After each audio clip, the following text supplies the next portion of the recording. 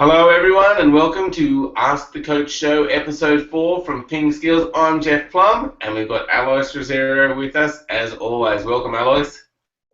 Morning Jeff, how are you? I'm very good, thank you.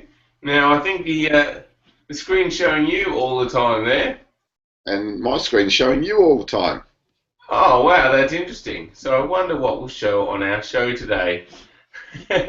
Who knows? But anyway, let's get on with the show. So we've got a number of questions for you. And first we've got a question from Table Tennis Guy. And he says, can you give me tips on the traditional penhold backhand topspin? He's tried gripping the handle a little further from the face, curling my 3 fingers and twisting the paddle so the forehand side is facing down, but to no avail. Do you have any tips there on the traditional penhold backhand, Alois? Yeah, so with the penhold backhand and trying to do a topspin, it can be quite difficult because it's hard from in here. So the idea is to start from outside your hip. I'll just get back a little bit. So start from outside your hip there and then have a bigger swing. So coming from there all the way through. Now trying to keep your bat the same angle as we do with a shake hand backhand from here and coming up that way. So with the penhold, just starting a little bit outside and coming up that way. So that's probably the easiest way to do the penhold backhand with the traditional grip. Now I think Table Tennis Guy also said later on that he uses long pimples on the other side, and that's why he can't do the reverse backhand. So yeah, Table Tennis Guy, so that's a tip for you. Okay, excellent. All right, now Justin has a question for us, and Justin says, I sometimes tend to lean back. So I sometimes tend to lean back when I loop or drive. I'm guessing it's a problem with me shifting weight from the right to left and instead keeping the weight on my right leg, forcing me to lean back to take the shot. He's not sure though. So do you have any tips there, Alois, about staying balanced and not leaning back on your shots? Yeah, sure. Yeah, that'll always be a question of your balance with your feet. So if your weight is on your back foot while you're hitting, then you're going to tend to lean backwards during your stroke as well. So it's really important to start to switch in and focus on where your balance is with your feet. So if your balance is on this foot while you're playing your stroke, then you're going to tend to lean that way. If your balance is on this foot, then you're going to tend to lean that way. So when the ball actually hits your bat, you should have the balance fairly evenly on both feet so that you can be balanced, play your stroke, and then balance yourself again so you can move to wherever you need to for the next ball. So that's the basic idea there, Justin. Just try to really focus on your balance with your feet. That's where it's all at. And that's a good point. And really, balance is the key to a number of areas of table tennis, isn't it? It is, yeah. I mean, that's why we focus so much on our footwork drills, just to start to get the feeling of the movement, start to get the feeling of that balance while you're playing shots, transferring between forehands, backhands, all those sorts of drills. So yeah, balance is hugely important in table tennis. I mean, we often think about table tennis being this, but it starts with your legs and your balance from the ground. Yeah, and if you watch some of the top players in the world, you can really see that in their game, how well balanced they are. Oh, I mean, again, especially the top Chinese players, if you watch them when they're playing, it's unbelievable. Firstly, their leg strength, and then their ability to stay balanced while they're playing unbelievably fast topspin strokes and being thrown out wide and then still being able to maintain their balance, come back and play the next ball. I think that's one of the real differences between the top Chinese players and the rest of the world. Yes, certainly. So, Justin, work on your balance and everything else can develop from there. So there's some good advice from Alois. Okay, so now we're going to move on to our third question of the day.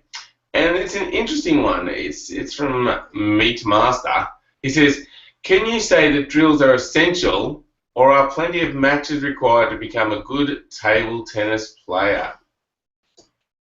All right. Well, really, to to become good at table tennis, you have to have both of those features. You have to do drills because with the drills, you start to learn things like the balance that we just talked about in the previous question, being able to move correctly, being able to play your strokes and techniques correctly. When you throw yourself into a game situation straight away, you tend to forget about all of those things, focus on the scoreboard, and you might take some shortcuts, which might be good short term, but in the long run, they're not going to be helpful for you. So that's why doing drills, doing the practice is really important as well as playing matches. Now, playing matches is also important. Don't just do drills all your life because then you'll never learn how to play a game, how to put a point together, how to deal with the pressures and the stresses of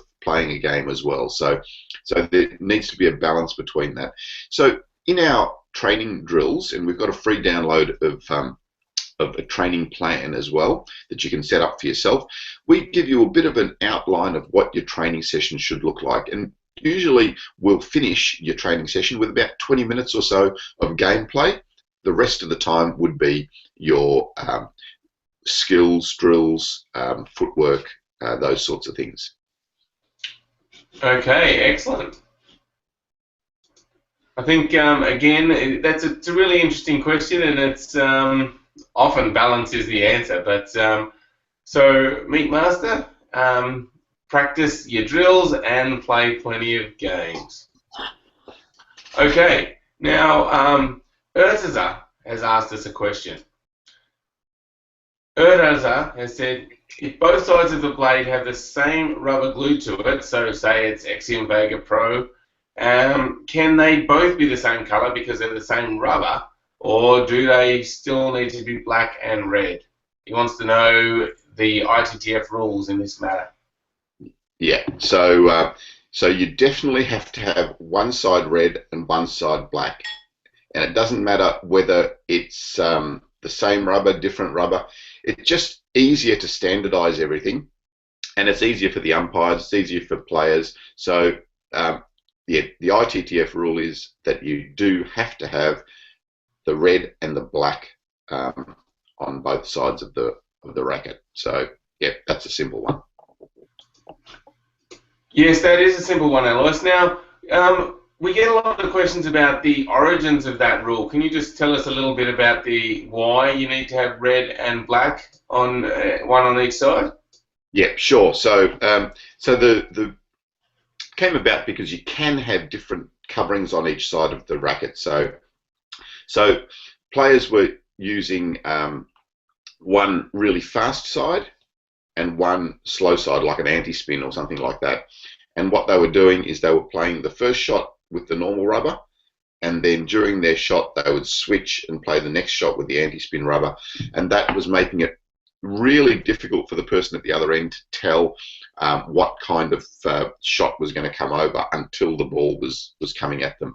It was leading to a lot of what looked like really simple unforced errors, and it detracted from the spectacle of the game of table tennis. So that's why they ended up making that rule, so that you have to have a red and a black. Just gives your opponent a little bit more time to recognise what type of stroke is going to come across the net. Yeah, and like you said, that's especially relevant when they're using an anti-spin or some kind of funny rubber like that. Yes. Yes. Well, that wraps up our show for today. I hope you've enjoyed the questions and the answers, and we'll be back again shortly. In the meantime, don't forget to check out our website, www.pingskills.com. Thank you for watching, and thank you, Alois. Thanks, Jeff. Good work.